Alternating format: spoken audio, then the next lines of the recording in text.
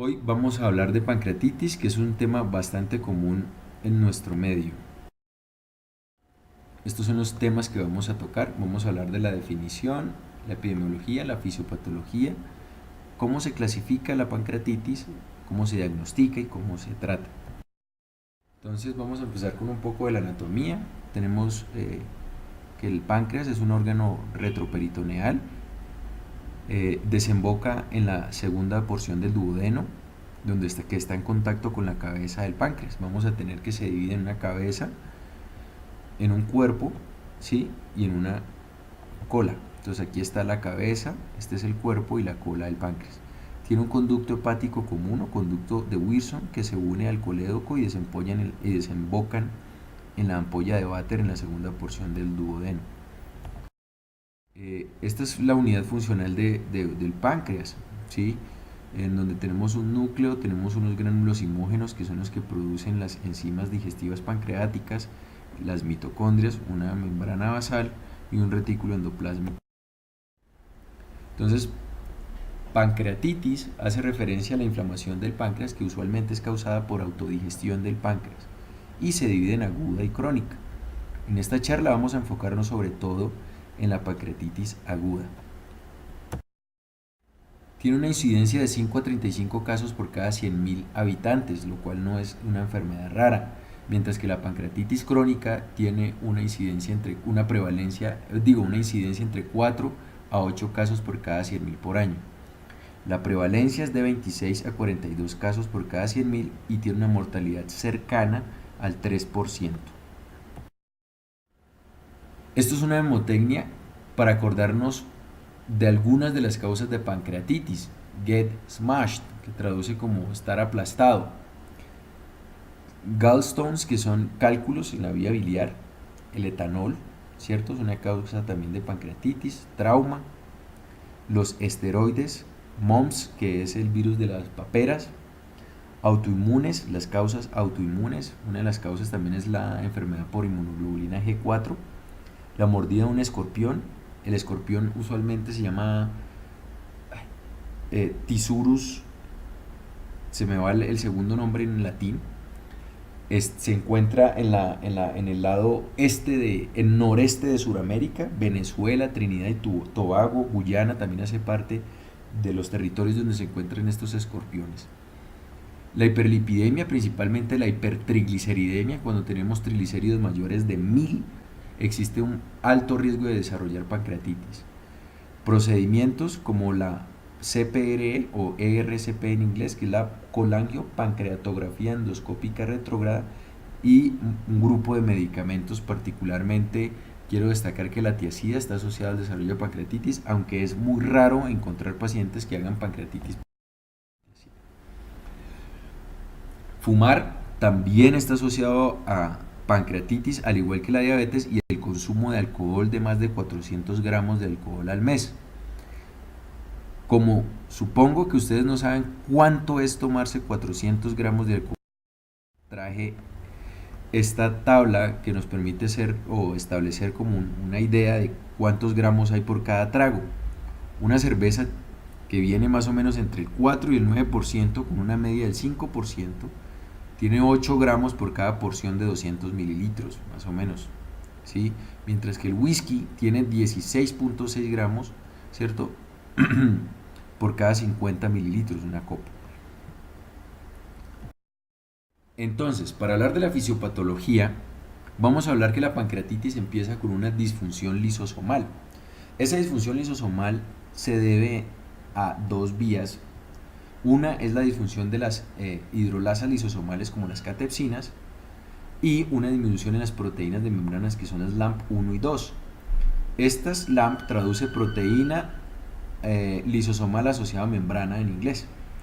Esto produce una autofagia alterada y va a derivar en una formación de vacuolas dentro de las células acinares, activación del tripsinógeno y que a su vez va a llevar a inflamación, apoptosis y necrosis, como lo vamos a ver más adelante. Estos son los gránulos que se ocurren. Digamos que no se sabe exactamente cuáles son los mecanismos biológicos por los cuales se forman estas vacuolas, pero sí está sabido que se forman. Entonces, como hablamos inicialmente, que hay una alteración en las hidrolasas lisosomales como son las catepsinas. Las catepsinas más relevantes son las catepsina B y la catepsina L.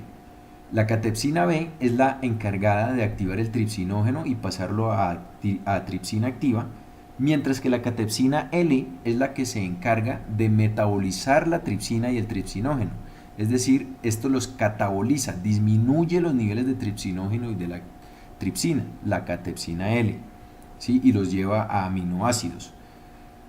Lo que ocurre es que hay un desequilibrio en el cual prima la catepsina B y disminuye la catepsina L, y eso hace que derive en una activación de la tripsina con todos los efectos que conlleva esto de inflamación. Adicionalmente, hay un poro de, digamos, mitocondrial, ¿cierto? Que tiene la función, usualmente funciona para regular las funciones mitocondriales y está influido por la concentración de calcio, el nicotina de N-difosfato y la colina, ¿cierto? Todos estos factores influyen sobre el poro de transición de permeabilidad mitocondrial. Lo que ocurre en la pancreatitis es que hay una activación permanente de este poro y lo que hace es que se pierde el gradiente, digamos, electrolítico de la mitocondria. Hay salida de la ciclofilina, que es esta que vemos acá. Esa salida de la ciclofilina, con la pérdida de los electrolitos de aquí de esta mitocondria, lo que hace es que va a activar la vía de las caspasas y eso va a producir apoptosis de la célula acinar. Entonces tenemos dos teorías, una de disfunción mitocondrial y otra de disfunción lisosomal. No sabemos cuál de las dos prima, pero sabemos o cuál es primero, pero las dos ocurren, ¿de acuerdo? Entonces, la disfunción mitocondrial induce una autofagia, ¿cierto? Mientras que la disfunción lisosomal produce un defecto digamos, de eflujo de la autofagia, que en conclusión va a derivar a una autofagia como tal, por la activación de la tripsina que deriva en inflamación y muerte celular. Por otro lado, tenemos esta gráfica que explica los efectos del alcohol sobre la célula acinar. Entonces, o sobre cuál es el mecanismo del alcohol en la pancreatitis. Entonces, el alcohol tiene dos vías para producir pancreatitis. Uno es mediante estrés oxidativo o una vía oxidativa y la otra vía no oxidativa. La vía no oxidativa tiene que ver con ésteres de colesterol y ésteres de ácidos grasos libres, ¿de acuerdo? El etanol se metaboliza a estos ésteres de ácidos grasos libres que van a entrar a la célula. Esto va a tener dos efectos. Uno es incrementar la concentración de calcio intracelular y dos es promover el efecto de uno que se llama el NF-kappa beta, que lo que hace es inducir producción, digamos, de RNA mensajero y derivar en mayor producción de lisosimas y de enzimas proteolíticas. Con esta inducción de estas enzimas, también hay disminución de esta proteína, la GP2, que lo que hace es darle estabilidad a los gránulos simógenos y a los lisosomas. Y como se pierde la estabilidad de estos gránulos, pues se rompen y ocurre la autofagia. Adicionalmente, el déficit de esta glicoproteína hace que estos simógenos no se liberen, ¿de acuerdo? Y como no se liberen, también se rompen. Y aparte, el incremento de la concentración de calcio intracelular hace que también se rompan los lisosomas y produce pues mayor inflamación. Esto es por un lado. Entonces, esta es la vía no oxidativa que tiene que ver con ésteres de colesterol y de ácidos grasos libres. Por otro lado está el efecto del etanol sobre las células estrelladas pancreáticas. El etanol se metaboliza a acetaldehído y el acetaldehído, o digamos esta célula estrellada, metaboliza el etanol a acetaldehído. Y eso hace que se liberen radicales libres de oxígeno, además de liberación de citoquinas por parte de las células estrelladas que van a derivar en necrosis del páncreas. Entonces, la pancreatitis aguda como tal, vamos a hablar de la clasificación. Una de las más actuales que hay es la de Atlanta del 2012. La vamos a clasificar en leve, moderada y severa. Leve es que no existe daño de órgano blanco y no hay complicaciones ni locales ni sistémicas asociadas a la pancreatitis. En la moderada podemos decir que hay una falla de órgano blanco que dura menos de 48 horas o que tiene complicaciones locales o sistémicas sin que haya una falla mayor de 48 horas, es decir, que este órgano blanco está comprometido por menos de 48 horas. Y severo es que la falla de órgano blanco está por encima de 48 horas y que falla de uno o múltiples órganos, ¿de acuerdo? Ya vamos a verificar cómo se define fallo de órgano blanco, ¿de acuerdo? Encontrar el score de Marshall. El score de Marshall dice que le vamos a dar un puntaje de 0, 1 o hasta 4 a estas variables, ¿de acuerdo? Con esto vamos a definir falla de órgano blanco. Entonces, vamos a tener en cuenta la PAFI, ¿cierto? La creatinina, la presión del paciente, ¿de acuerdo? Entonces, si tenemos un paciente que tiene una presión sistólica mayor de 90, con una creatinina menor de 1.4 y una PAFI mayor de 400, pues decimos que tiene un score de 0, ¿cierto? Y así con cada uno de estos, ¿de acuerdo? Teniendo en cuenta estas variables. Si tenemos un score mayor, tenemos un puntaje mayor de o igual a 2, podemos decir que ese paciente tiene falla de órgano blanco. El mensaje aquí ¿cuál es? Es tomárselo al ingreso y a las 48 horas para determinar si ha resuelto o si persiste y así poder clasificar mejor nuestra pancreatitis. El diagnóstico se establece con dolor abdominal o una clínica típica de pancreatitis. Como todos lo sabemos, es un de inicio agudo, persistente y severo en el epigastrio, irradiado en banda a la espalda, usualmente después de alimentos copiosos o consumo de alcohol, y que tenga una lipasa o una amilasa de elevada al menos 3 veces el límite superior. No sirve si está una vez elevada o si está un poquito elevada, no. Tiene que ser 3 veces por encima del límite superior. Y también que tenga unos hallazgos de TAC o resonancia compatibles con pancreatitis, ¿de acuerdo? Entonces necesitamos la clínica como tal y ¿sí? O lipasa o imagen que nos demuestre una pancreatitis. Con uno solo de estos tres no se puede hacer diagnóstico, necesitamos la clínica y cualquiera de estas dos, o la radiología o por exámenes de sangre, ¿de acuerdo? Para poder decir y afirmar que un paciente tiene pancreatitis. Dentro de los exámenes de laboratorio hay que pedirle esta batería de exámenes, ¿de acuerdo? Los electrolitos, los gases, tiempos, la glucosa, ¿para qué? Para evaluar la severidad de esa pancreatitis, ¿de acuerdo? Vamos a decir qué tan severa es. ¿Qué son la amilasa? Entonces, la amilasa es una hidrolasa que digiere glucógeno y almidón, que está presente en las glándulas salivares y en el páncreas, además de las trompas uterinas, de los pulmones, la tiroides, las amígdalas, y que también algunos tumores son capaces de producir esta amilasa, como el tumor del cáncer de pulmón, el de esófago, el de mama y el ¿de acuerdo? Deben saber que la amilasa se eleva en las primeras 24 horas del inicio de la pancreatitis y permanece elevada hasta 7 días. Después de eso, esas concentraciones se devuelven a sus valores normales, excepto que haya una ruptura del conducto pancreático, lo que va a hacer que se esté liberando constantemente, que haya obstrucción de los conductos o que haya una formación de un pseudoquiste. Esto es importante, ¿por qué? Porque si ustedes sospechan un paciente con pancreatitis que lleve más de 7 días de síntomas y le pidieron una amilasa y salió negativa, pero ustedes tienen la sospecha clínica, deben saber que esa amilasa no les descarta y habría que acudir a otros exámenes como la lipasa que vamos a ver más adelante. ¿Listo? Entonces, ahora vamos a ver causas de amilasas positivas que no sean pancreatitis, digamos. Entonces aquí está, pues aquí están las pancreatitis, ¿cierto?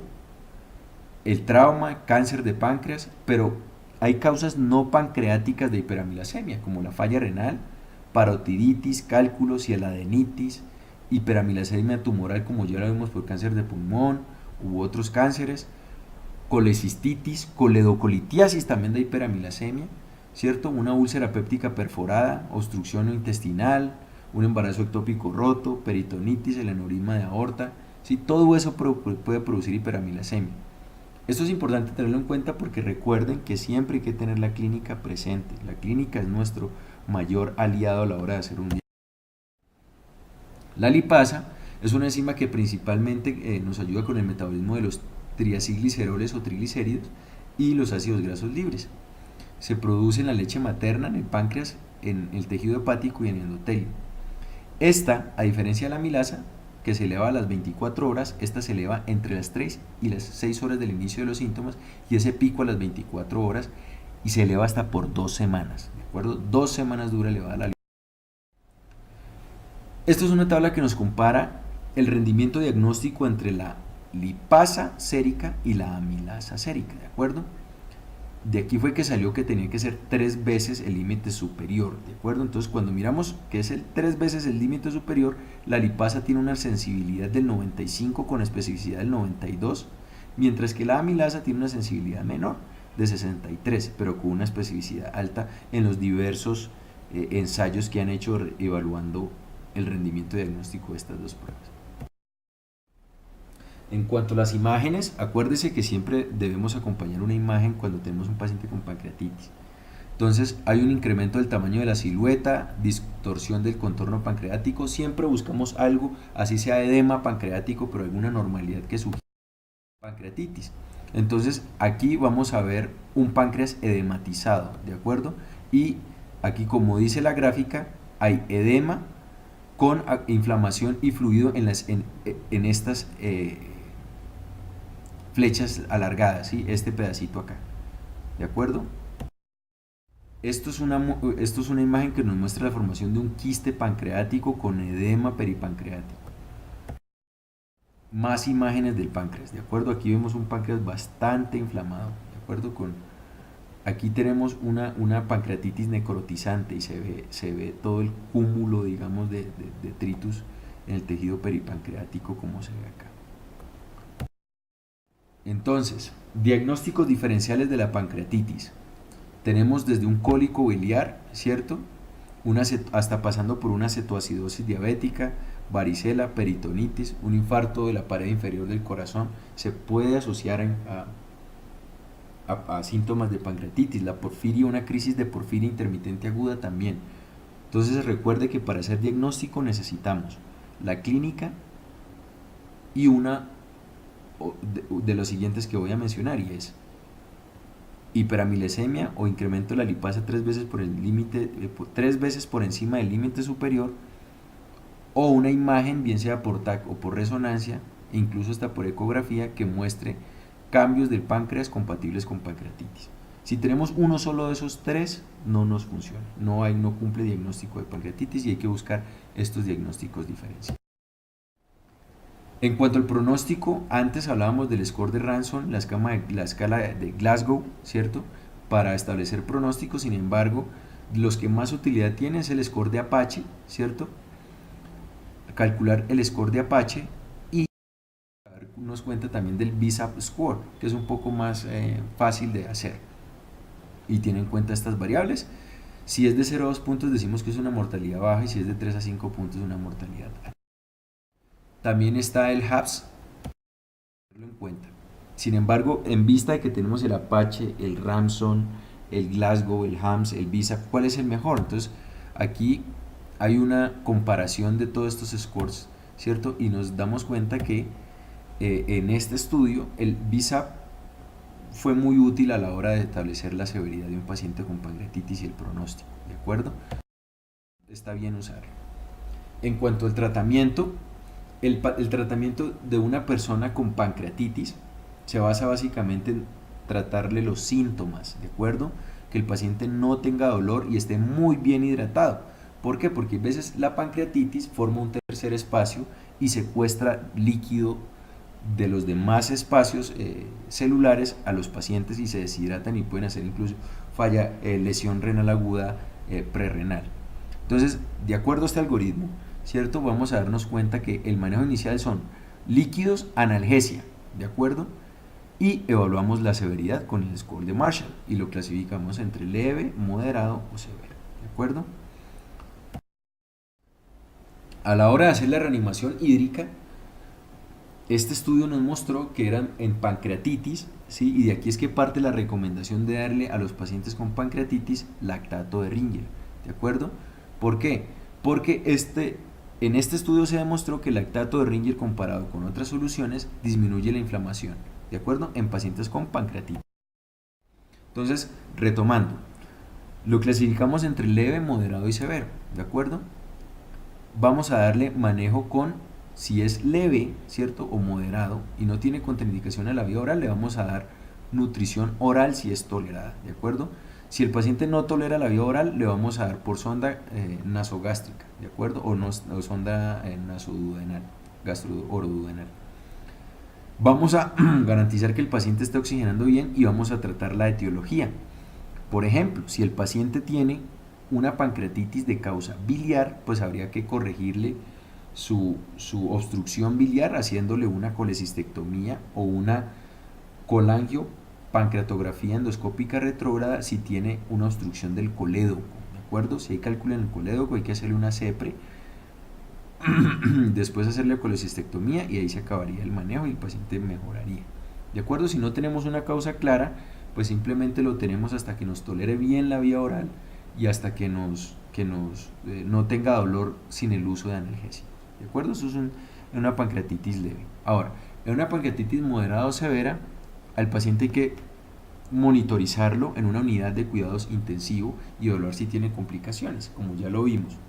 Si tiene complicaciones sistémicas como un hilio paralítico, derrames pleurales, ascitis, un SDRA, ya vamos a ver qué vamos a hacer. Pues se deben tratar, corrijo, no, se deben tratar. Si tiene un SDRA, si el paciente tiene una efusión pleural o si tiene un choque, pues habrá que ponerle soporte vasopresor y hacerle todo el manejo en la unidad de terapia intensiva. ¿De acuerdo? No hay un manejo específico, algo que uno diga, mire, si tiene pancreatitis severa, dele esto y se va a curar. No, toca manejarle todo al tiempo y darle tiempo al paciente. Si tiene una manifestación local, ¿cierto? Como decimos que es un pseudoquiste o necrosis de la pared o colecciones, las indicaciones de drenaje son muy contradictorias en la evidencia, ¿de acuerdo? La mayoría de la evidencia está de acuerdo en cuando uno tiene un paciente con quistes y tiene signos de infección o que hay incremento del tamaño progresivo o que está produciendo compromiso del tracto biliar o de la vasculatura gástrica, ¿de acuerdo? Si no hay eso, que es la mayoría de los casos que tienen pseudoquistes o quistes, no se recomienda el drenaje de esas colecciones, ¿de acuerdo? Entonces, retomando, un paciente que tenga una pancreatitis, le vamos a dar líquidos, le vamos a calcular los líquidos, muy buena hidratación, vía oral si la tolera, si no pues nutrición enteral, o si no tolera la enteral pues le damos nutrición parenteral, pero hay que nutrirlo a los pacientes. Dejar a un paciente con pancreatitis sin vía oral o sin nutrición le incrementa la mortalidad e idealmente debe ser nutrición por vía oral o enteral, ¿de acuerdo? Porque eso está demostrado que disminuye la mortalidad. Pancreatitis no es igual a nada vía oral. ¿Listo? Pancreatitis no es igual a nada vía oral. Entonces, vamos a hablar de las complicaciones. Entonces, tenemos complicaciones locales intrapancreáticas, como son las necrosis, los abscesos, extrapancreáticos, que son extensiones de esa necrosis o de las estructuras anatómicas subyacentes o sangrado gastrointestinal. Otras complicaciones son un hilio paralítico. Entonces, si tenemos un paciente con un hilio paralítico, ahí sería una indicación de no darle vía oral porque lo empeoraríamos, ¿de acuerdo? O infarto intestinal, tocaría darle nutrición parenteral, pero como les dije, no es usual. Puede producir también la pancreatitis y complicaciones más severas como lesión renal, insuficiencia respiratoria o choque. Estas complicaciones se manejan en la unidad de cuidado intensivo, muchachos. El objetivo de ustedes es saberlas identificar y pasarlo a una unidad de cuidado intensivo. Allá lo que hacemos es darle soporte ventilatorio a los pacientes, darle soporte hemodinámico si está en choque, pasarle un catéter central y ponerle norepinefrina, que eso ya revisaremos más adelante cómo se reanima un paciente con esas condiciones. Pero por lo pronto es importante que ustedes conozcan cuándo un paciente con pancreatitis debe ir a una unidad de cuidados intensivos. Casos como una pancreatitis moderada o severa. Estas son otras que pueden causar. Entonces, el seguimiento se hace a los 3 meses y evaluamos signos de insuficiencia pancreática y hasta los 8 años para definir una pancreatitis crónica. Sin embargo, como vamos a ver más adelante, la pancreatitis crónica se puede diagnosticar más temprano.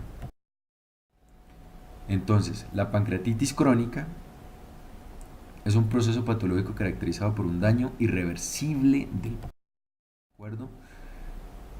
Se clasifica como una pancreatitis crónica calcificante, obstructiva o que responde a esteroides. ¿De acuerdo? Aquí están cada una de las subclasificaciones. El diagnóstico es muy difícil, tenemos que tener síntomas de insuficiencia pancreática demostrada, ¿de acuerdo? Son pacientes que tienen mala absorción, pueden tener diabetes porque no producen insulina. Y es realmente un reto hacer el diagnóstico de pancreatitis crónica. Entonces, más o menos este es un algoritmo que nos permite el establecer el diagnóstico de pancreatitis crónica, y es tener signos y síntomas que indiquen una disfunción pancreática como pérdida de peso, esteatorrea, mala absorción, ¿cierto? Y una imagen que digamos que soporte la sospecha de una pancreatitis crónica, como lo son la presencia de calcificaciones o atrofia o un conducto dilatado, y luego hacerle el test con secretina, ¿de acuerdo? Con eso se establece el diagnóstico de la pancreatitis crónica. Sin embargo, yo creo que para ustedes es muy importante, es más importante saber manejar, identificar, diagnosticar, clasificar y tratar un paciente con pancreatitis aguda, ¿de acuerdo? Esto es todo lo de la clase que vamos a revisar en esta clase virtual. Cualquier duda se la pueden pasar al doctor Durán o a mí durante la clase.